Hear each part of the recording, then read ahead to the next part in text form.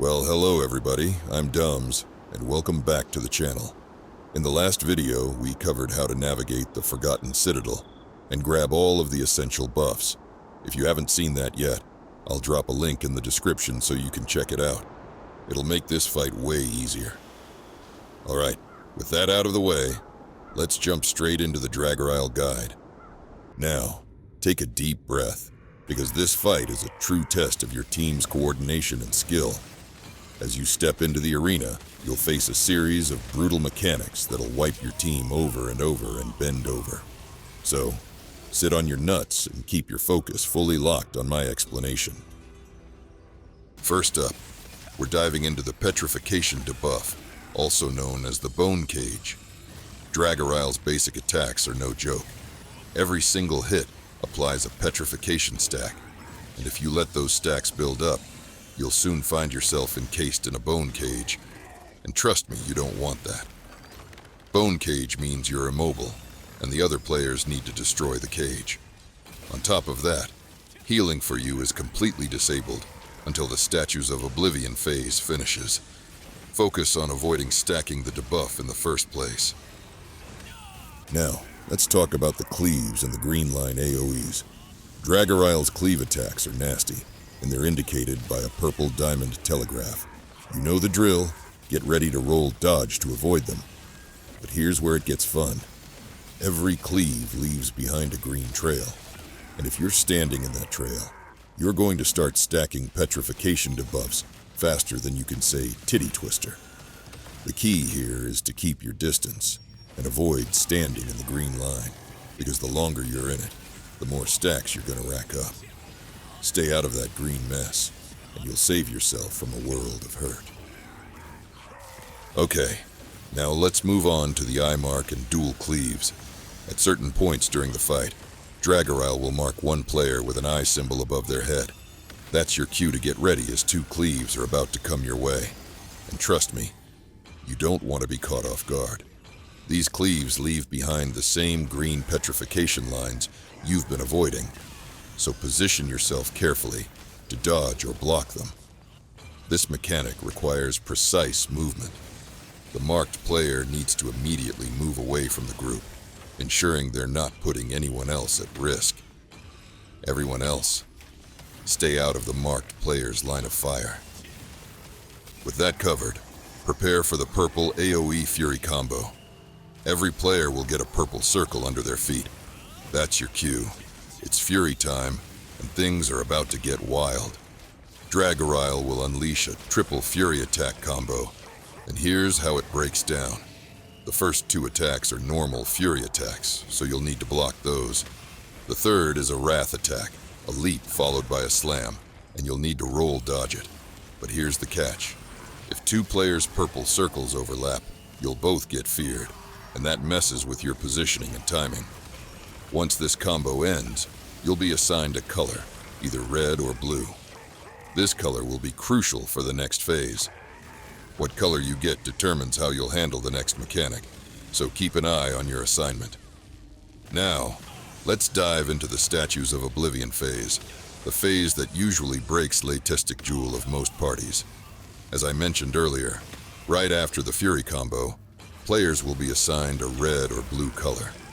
You'll see a matching star above your head and an AoE circle under your feet. Then, 3 Statues of Oblivion will spawn around the arena. Players need to interact with these statues to activate them. But here's where it gets spicy. If players with different colors get too close to each other, they'll start stacking the petrify debuff.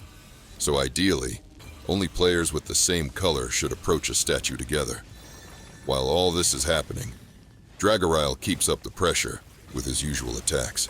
Eventually, he jumps up and slams down with a purple diamond fury attack, which you need to roll dodge. Now the statues will be assigned a color. 2 of them will match, and 1 will be different. Your goal is to make all 3 statues match. Quite simple in theory, but an absolute shit show in practice. While you are doing this, Dragaryle will begin his triple ground AoE combo, which is super important to understand. If you get hit by these, you stack a massive amount of petrify. And if you get all 3 hits, chances are you're going straight into a bone cage. That means you won't be able to interact with the statues unless someone breaks you out. So how do you handle this without getting wrecked? Focus on surviving the AoEs first. Dragaryle always does them in the same pattern. For the first and second AoEs, the safe spot is as far away from the center as possible. Then, for the third one, you need to move into the middle safe zone. So remember, far, far, then middle. If you follow that pattern, you won't need to block anything. You'll already be standing in the safe spots. Just one quick pro tip. During the AoEs, avoid standing inside the colored perimeter around the statues. While this phase is happening, the statues will start pulsing their own fury attacks. And if you get caught inside, it'll stun you. And you probably won't make it to the safe zone in time. As soon as the final AoE lands, that's your cue to switch focus and start working on the statue colors. This is the window to move in and handle the mechanic.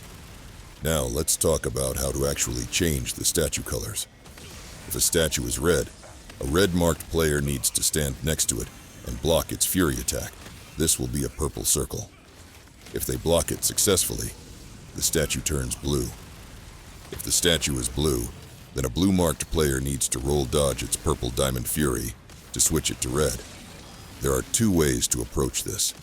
You can either find the odd-colored statue and change it to match the others, or go with the simpler method.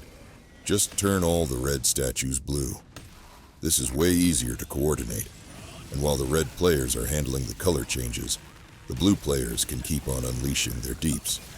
If you manage to match all three statues successfully, they'll vanish, and Dragaryle will be stunned for 8 seconds. That's your burst window.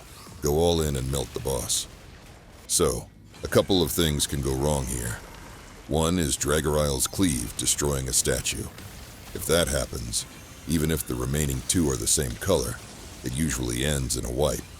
The second issue is a bug, where the statues don't get assigned any color at all. In both cases, the best thing you can do is bait Dragaryle into destroying the remaining statues on purpose. That way, you force the phase to skip and avoid a wipe. Alright fam, that's a wrap on Dragaryle, at least on normal. Once you get the hang of the mechanics, it's just a matter of coordination and execution.